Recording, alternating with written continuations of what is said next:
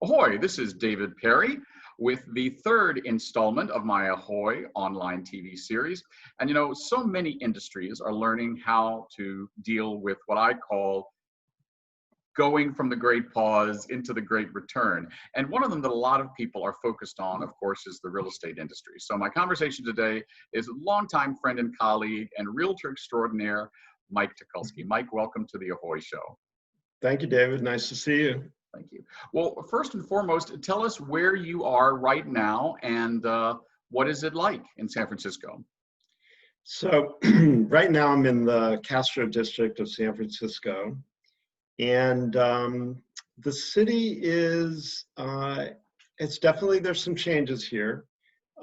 Fewer tourists than we normally see, I guess, is the big one. A lot of businesses are temporarily, we hope, closed down. There is some returning energy, though, in the past week or two. You can tell by the traffic, which has definitely picked up. And restaurants are starting to serve. Restaurants have adapted themselves to more of a street side presence, which is great. So the city is starting to show signs of coming back to normal. Right. Well, as someone who lived and worked in the Castro for 35 years, I have two questions. How is Harvey's doing? How is the Twin Peaks doing? And can I get my favorite oyster stew curbside at the Anchor Oyster Bar? Is it still there? 100%. Anchor Bar is open for business. They are curbside. Great. And the Harvey's and the bars are not open yet, though. But I did see a sign outside one of the bars, cocktails to go. So I don't know if the city is relaxing some of its rules around. No, I'm sure they're not. I heard actually Michael McHale, who works with Alfredo and me, said that actually the Edge at Collingwood and 18th was doing curbside cocktails. So, gay entrepreneurs in the Castro, you got to give them credit. Yeah, 100%. And there's a really wonderful restaurant in Noe Valley called SF Bistro. And they have live music every single night before the shutdown. And once the shutdown came, they still were doing meals for very low price, like $5.50. They were giving you dinner just to keep business going. And now they've retooled as like a convenience store, grab and go kind of thing. Two of the nicest guys from Eastern Europe that started this place. It was a great community place, the San Francisco Bistro. And they're still going strong. So I think the adaptable people in any business are really going to, keep going. Right. And I spoke the other day to Sanjay, who's the owner of Catch, one of my favorite places in San Francisco. My friend Anthony Turney and I used to have what we called our Bloody Mary lunch there once every few weeks. And that has been one of my favorite places. It's where the Names Project AIDS Memorial Quilt started. Really a classic in the Castro. And as a member of the San Francisco board, of the board of the San Francisco Chamber of Commerce and the head of the Small Business Committee there, I'm just so proud of our Small Business Committee in San Francisco to keep on keeping on. Alfredo and I were up there a couple of weeks ago. We're back down at our place in Palm Springs now. We'll be back up in San Francisco soon. And we're really looking forward to seeing the city that knows how get back up on its feet. So I want to talk to you a little bit about that. One of the industries that always seems to be a bellwether of how the San Francisco economy is doing is the real estate market. So I want to talk to you about that in specific. How is the real estate market doing in San Francisco, and what do you see as a national trend? And as we go into that, tell us a little bit about your business and how long you and your husband have been in the real estate business. Well, Ron and I have been in real estate about 15 years. And we work together as a team, which is great. We're partners in life and in business, which I highly recommend. I do too. Alfredo, I think, would agree too. Maybe not all the time, but I think generally, yeah. Well, he's just a brilliant entrepreneur anyway, and I've learned so much just from him. But we each bring our own skills to it, and it just naturally kind of seems to fall into place. So, and we're with Compass Real Estate, which is right now the biggest in terms of residential sales in San Francisco. And but in general, I would say the market is, obviously we had a big slowdown during the shelter in place because it's basically, it's a physical business. It always has been. So when you can't show properties, people don't want to buy them. So that's basically what happened in March and April. And so now what we're seeing in San Francisco, and I think it's nationwide, is kind of a pent-up demand, if you will, of buyers. There's still not a lot of inventory but there's a sense out there that people are trying to figure out their living situation. This is a good time to make decisions.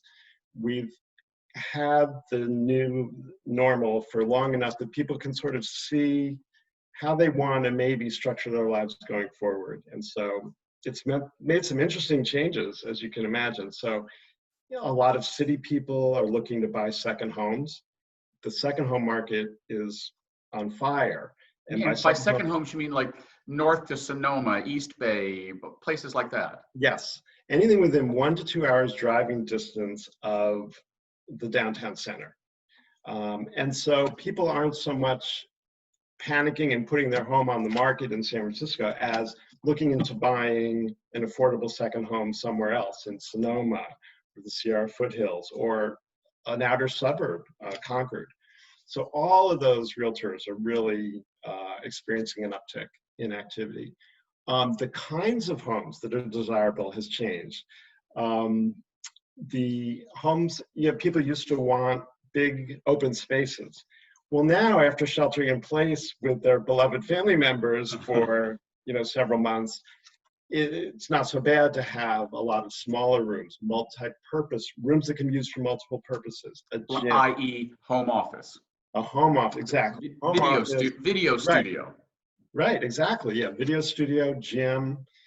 So we're finding that if there is a softness in any part of the market here, it's probably the condominiums in bigger buildings downtown, where you have to get on an elevator, where you have to go down a long hallway, where it's all an open loft.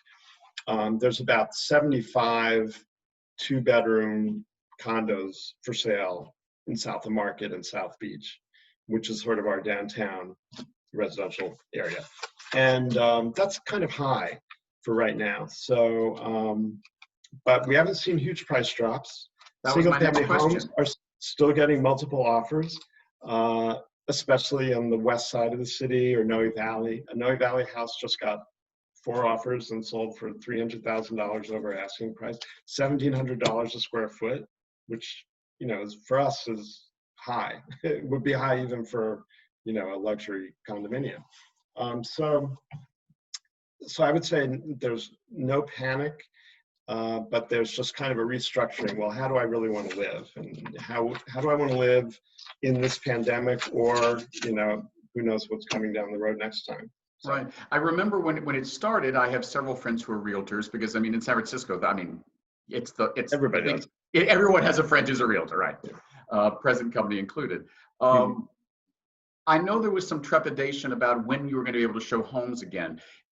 Did you yourself take part in any of the kind of virtual house tours during all of that time, or did you just sit tight and wait until you were able to do it in person? Because now you are able to do tours, correct?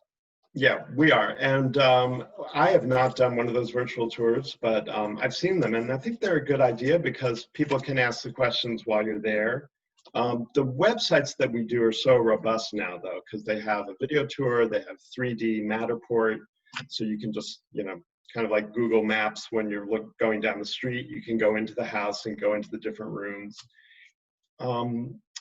There's, obviously aerial shots and drones and things like that. So it really can be done remotely, but we are going to give that a try. We have a new listing coming up that's going to hit the market this week, actually. So we're going to do one of those times where people can come in and register. That's a big change, though, the showing of properties. It used to be kind of an entertainment. You would do an open house. And yes. The tourists. If we had an open house in Russian Hill, the tourists would come in, and you knew they were never going to buy anything. But it's just, when you're in a strange city, what's more fun than seeing inside of someone's house? That's right. It's theater. Exactly. So, but those days are gone. So people. Do you think they'll come back? I do. I think when things loosen up, it's a people business. we want to talk to people. We want to meet people. We want to meet the neighbors. So just like performing arts will come back and live events will come back. It may be the last thing to come back, but I think it will. You can't keep people apart. Right. Especially realtors. We love to talk and we love to hang out. So. Right. So the all the stories about San Francisco's imminent demise or the death of real estate in San Francisco are greatly overrated. Greatly overrated, I would say, for sure. Yeah, I mean, I remember after the '89 earthquake, there was a little dip, but then it came back. So even the worst pandemic in 102 years still hasn't killed San Francisco's real estate market. Yes. Now, there was an article in this morning's New York Times about New York. The prices have gone down like 17% there. They've had a real a terrible May and June. But they were more traumatized. See, our market, the mayor shut everything down, I think the week of February 12th or 20th, very early. So we haven't had the trauma that New York went through. We've been inconvenienced for sure. And obviously it's directly affected, many people, which is terrible. But I don't think we've suffered a, community trauma the way they have in New York. So I think, if everything stays, calm and we control everything, I think we can avoid the worst of it. And people will still feel good about the city and safe in the city, because I think it's still a fantastic city. I'm looking out right now at the Salesforce Tower and the Intercontinental Hotel, and the Salesforce Tower has lit up, dancers every night at the top. And, it's just, it's an incredible city. So San Francisco is still a city that knows how. I love it. Built my business there, met my husband there, founded the Rainbow Honor Walk, as you know, in the Castro. So I love it. I'm looking forward to being back. When I see you in a few weeks, hopefully we'll be able to go into a bar and actually, with our masks on, do the right thing. Listen, I want to talk to you about something else. We met many years ago. I'm sure neither of us want to admit how long ago it was and what our age was, but you look terrific. You are, and I mean this seriously, I'm not blowing smoke, one of the most talented pianists I've ever met. I mean, I quote unquote am a pianist. I studied for 10 years. I played at a cocktail bar to pay my way for college, but I am in no way the talented you are. You can just sit down to a keyboard and make it sing. And I understand recently that you had kind of a hit that went viral on the internet. Talk to me about that. Well, is that the Give My Regards to Broadway? Yes. It's a fantastic George M. Cohan song from, I want to say the 20s, but it's just a great song, which I want to thank you for telling me to look it up, along with the SS United States song, which is, they're similar genres. But I have to say, as a musician, the voice leading and just the excitement of Give My Regards to Broadway is so incredible. But I sort of was wondering if the composer of that song was trying to emulate George M. Cohan in a way. Yeah. It's interesting, the kind of rah positive experience of the Cohan sort of music, or even the theme song you just mentioned. It's called the First Lady of the Sea. It's the theme song for the SS United States. To my knowledge, it's the only ocean liner that ever had its theme song, unless you talk about, the theme from Titanic, My Heart Will Go On, but that's a little different thing. But, the First Lady of the Sea is a song that was written by the bandmaster on board the SS United States, the greatest ocean liner this country ever built, Newport News, Virginia, and it's still around. And the charity that I'm part of, the SS United States Conservancy nonprofit, is looking to preserve America's flagship and turn it into a museum. And tomorrow, on July 3rd, which is the 68th anniversary of the SS United States' maiden voyage, we're doing an online gala. And you helped Clea Blackhurst, one of our singers, rehearse. And I believe you recorded a rendition of that song, which I am going to post online. What was it like playing that music? What, learning the music? And learning and playing it. What did you think of the song? And had you ever heard it before? I had never heard it before, but the lyrics are so interesting. It's back when the United States was one country, if you will, because it's like New York has style, the South has grace, the West has this, the North. It was like this kind of song that we need now, frankly. It just pulls everything together, because we are one country, even though it's all these different regions. So I know it's corny and everything, but when I posted Give My Regards to Broadway, people wrote in, this really makes me feel good about this country. You know, just those rhythms and that Americana, if you will. So thank you for introducing me to that song. It really is. It's quite a timepiece. It is. It is. Well, you know, here in Palm Springs, it's all about mid-century modern, and we've got several hundred people I know are interested in tomorrow's gala because, you know, I'm looking at my mid-century modern desk and my mid-century modern light and, you know, my mid-century modern face. And I'm thinking that the SS United States is the premier example of mid-century modern ocean design. So I agree with you. This is a time when we're looking for unifying symbols. So I think you recording the theme song to the SS United States, but also Give My Regards to Broadway is something really unifying. What are you going to be doing on the 4th of July this year? Wow, that's such a good question. No fireworks, I know. No fireworks. We're just staying close to home. You know, as I said, we've got some work coming up, which is good. So no real plans. I do, of course, I'm going to watch the gala tomorrow. Thank you. And I want to see how everybody does with those songs. And I know you have other people chiming in with live video, with video tributes and everything. But yeah, we even have a tribute from a voice that I grew up with, Dolly Parton. Who knew Dolly Parton loved SS United States? We haven't premiered; it's a big secret, but we actually have the Queen of Country Music giving us a shout out. That's great. That's great. And I would encourage people to just Google or go into YouTube and see there are some videos of the USS United States, and there's some of it in its original glory, so you can kind of get a sense of what it was. Yeah. But yeah, there's some people that are just fanatics about this ship. Yeah, present company included. Yeah. It's an obsession. Listen, as we close, do you have any advice for someone who is looking to buy a home or looking to sell a home? And then tell us where they can go to get more information on you and Compass Real Estate. Oh, well, my advice would be that definitely, you know, find a really great realtor who's experienced, because now more than ever, you need somebody that can navigate all of this, and not just the showing protocols, but also just, you know, what is it that you really want to get out of your living situation? And are there surrounding areas you want to look into?